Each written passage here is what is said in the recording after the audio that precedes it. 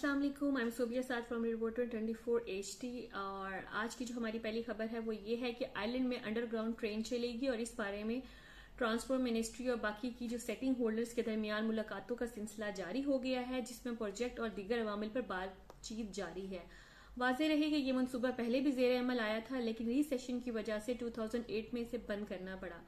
अभी इस मंसूबे के बारे में मुकम्मल उन्होंने कोई डेट नहीं दी कि ये कब से स्टार्ट होगा, लेकिन ख्याल है कि अगले 10 सालों में ये मुकम्मल होके तकमील के आखिरी मराहल तक पहुंच जाएगा, जिससे डबलिन की जो आवाम है उनको बहुत ज्यादा फायदा होगा। और इस प्रोजेक्ट को जो नाम दिया जा रहा है वो ये है कि मेट्रो लिंक रेल का नाम दिया जा रहा है और इसमें 1 घंटे में 20 ट्रेनें चलेंगी डबलिन एयरपोर्ट से डबलिन सिटी तक।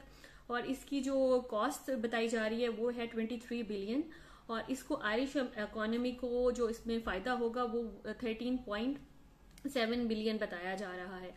और यहाँ पे मैं आपको बताती चलूं कि कल डिप्टी नील एशमेंट ने रिपोर्टर 24 से जो बात करते हुए ये वाज़ेह इशारा दिया है कि यहाँ आयरलैंड में राइडर और उबर की जो ट्रांसपोर्ट्स हैं उनको यूरोपियन और बरतानी यूरोपियन तर्ज के तौर पर जो है ना वो लाया जा रहा है।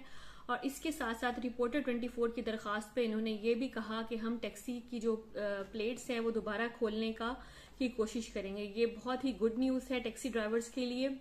और यहाँ पे आखिरी न्यूज जो मैं आपसे शेयर करती जाऊँ वो ये है कि जिन्होंने बैक टू स्कूल का जो अलाउंस की एप्लीकेशन नहीं फिल की वो अभी दोबारा से फिल कर सकते हैं, क्योंकि अभी उनकी लास्ट डेट जो है वो सितंबर तक उनकी वेबसाइट पे ओपन है। तो जो उनका क्राइटेरिया है जिसमें आप पूरे आते हैं तो आप उसकी फिल करके आप बैक टू स्कूल जो बच्चों का अलाउंस है वो भी अप्लाई कर सकते हैं। ये थी आज तक की और अभी तक की हमारी जो न्यूज। इंशाल्लाह कल दोबारा मिलते हैं एक नई खबर के साथ। मुझे इजाजत दीजिए, अल्लाह हाफिज।